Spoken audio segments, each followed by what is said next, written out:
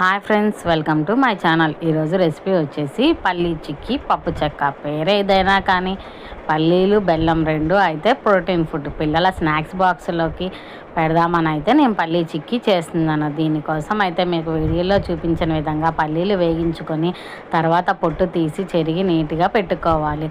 తర్వాత బెల్లాన్ని అయితే నలగొట్టి ఇలా పాకం కోసం పొయ్యి మీద వేడి చేస్తున్నాను. మనం పల్లీలు కేజీ తీసుకుంటే బెల్లం కూడా కేజీనే, రెండు ఈక్వల్ క్వాంటిటీ. హాఫ్ కేజీ అయితే హాఫ్ కేజీ తీసుకోవాలి. పాకం పొయ్యి మీద అయితే పెట్టేశాను. ఈ లోపల పాకము ప్లేట్లో వేసుకోవటానికి ప్లేట్కి అయితే నెయ్యి రాసి ఉంచుకుంటున్నాను.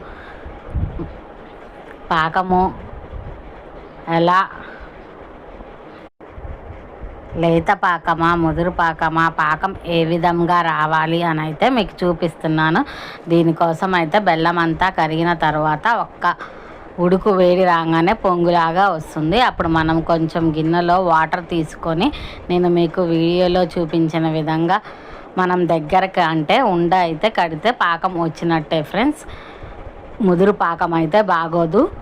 నేనైతే ఇలా లేత పాకం బెల్లం కరిగిన వెంటనే అయితే అలా ఉండరాగానే తీసేస్తాను.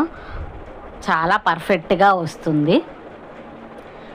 పాకం అయితే అయిపోయింది. అందులో పల్లీలన్నీ వేసేసి కలిపిన తర్వాత అవన్నీ ప్లేట్లో అయితే ఆరబోసాను.